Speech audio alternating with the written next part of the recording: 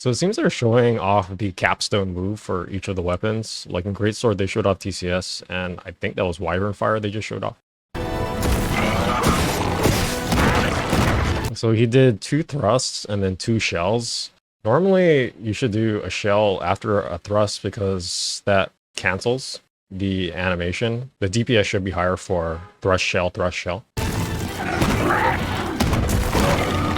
It was a pretty nice side dodge animation. It just looked a little bit more dynamic compared to Monster Hunter World.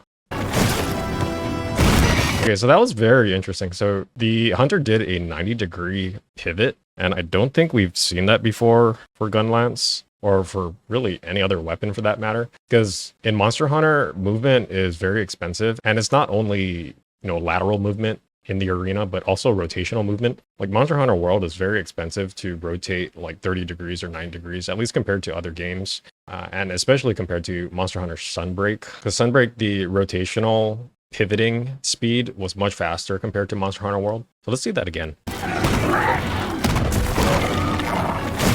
Okay, so she did a kind of like a gap closer. So that was probably a leaping thrust or some variation of leaping thrust. So it kind of looked like a side swipe though. Hold on. So sort of like a gap closing, but it was like, it wasn't a thrust. It was actually like a slash. So it was like a leaping. So it's like kind of like guard thrust, but then it was a sideward swipe. So that's kind of interesting. And then it did a 90-degree pivot rotate into like some sort of rising. But then this is explosions right here. So is this like a full burst rising? That actually looks different.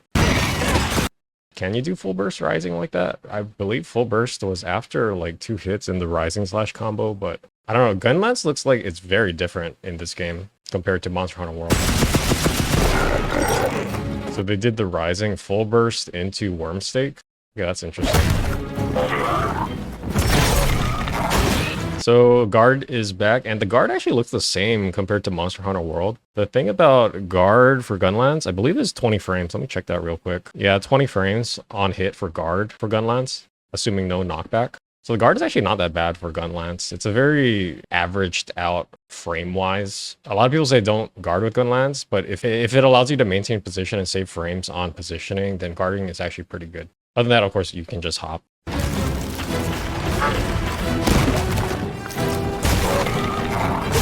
That shot was kind of big. Hold on. Is that like some sort of charge shot? Probably like wide shells or something, right? Okay, so that's a typical combo rising to downward, and I think that was full burst there, right there. Rising, downward, full burst. We got Wyvern Fire here. That's kind of interesting, like the camera kind of slowly zooms in while you're charging Wildfire. It's very cinematic.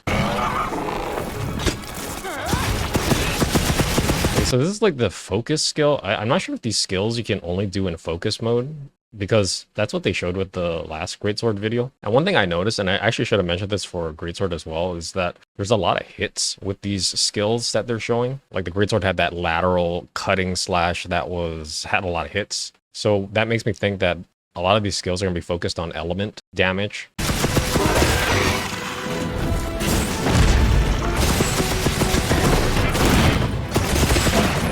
That was actually a double Wormstake. Let's look at that again.